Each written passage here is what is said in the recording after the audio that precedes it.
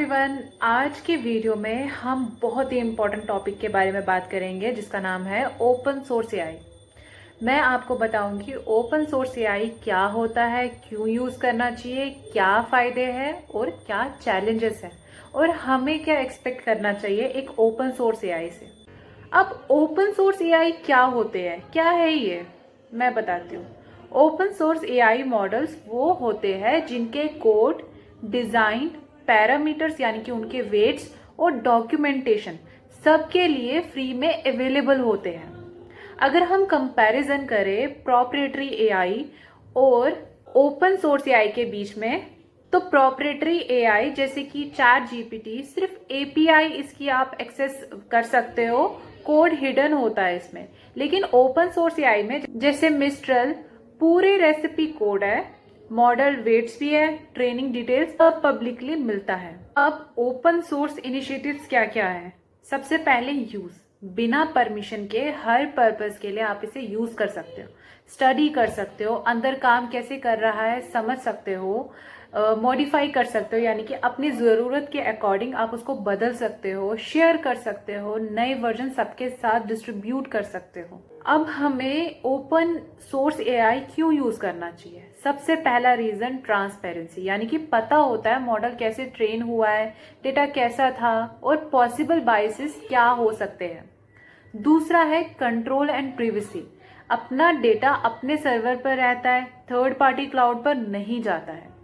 Third thing is cost savings, यानी कि know monthly fees, no पर टोकन चार्जेस, सिर्फ अपने हार्डवेयर का खर्चा रहता है, बाकी कुछ नहीं है।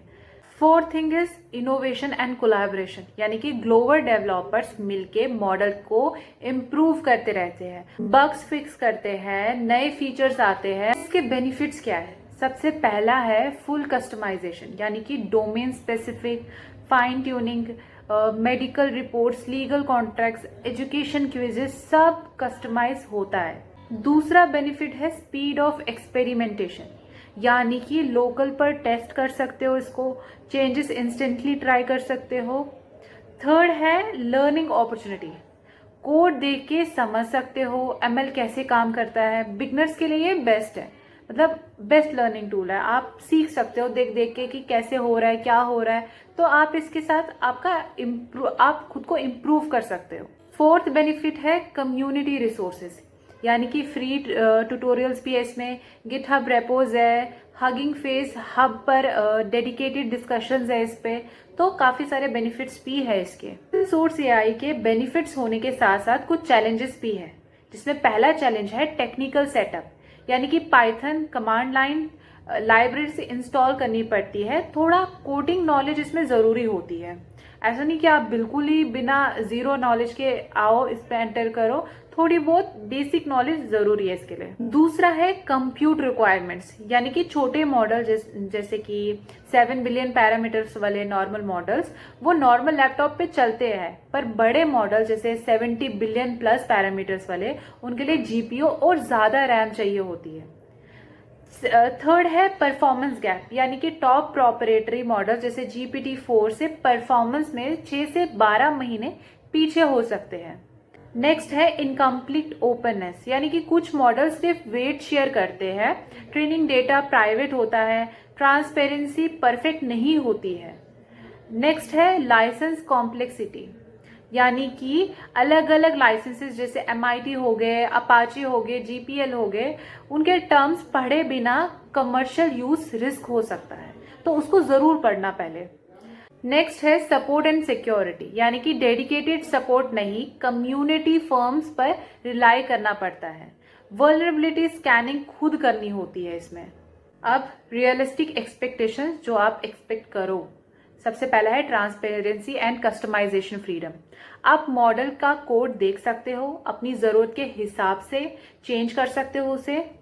सेकंड है कॉस्ट इफेक्टिव इन्फ्रेंस, यानी कि अपने लैपटॉप या सर्वर पे मॉडल रन करके पैसे बचाओ, कोई पर यूज फी नहीं लगेगी इसमें।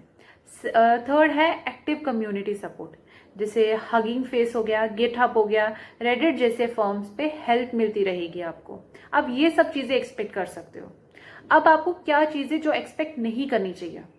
सबसे पहला है instant GPT 4 level performance. Best paid models जितनी तेज या एक्यूरेट नहीं होगी, थोड़ा पीछे रह सकते हैं। दूसरी चीज, जीरो टेक्निकल सेटअप एफर्ट, थोड़ा बेसिक कोडिंग और इंस्टॉलेशन का काम खुद करना पड़ेगा आपको। थर्ड चीज है commercial grade SLA support, 24/7 guaranteed customer support नहीं मिलता इसमें, कम्युनिटी पर रिलाई करना पड़ता है आपको। अब कुछ एग्जांपल्स, जैसे ललामा 3.2 जो कि मेटा का है, टेक्स्ट और इमेजेस दोनों हैंडल करता है। 70 बिलियन पैरामीटर्स है, 13 बिलियन और 70 बिलियन पैरामीटर्स है इसमें। नेक्स्ट है विस्पर, ये ओपन AI का है, स्पीच टू टेक्स्ट मॉडल है, मल्टी लैंग्वेज ट्रांसक्रिप्शन क्वालिटी है इसमें। नेक्स्ट है code llama, programming assistants, code completion task के लिए ये यूज किया जाता है।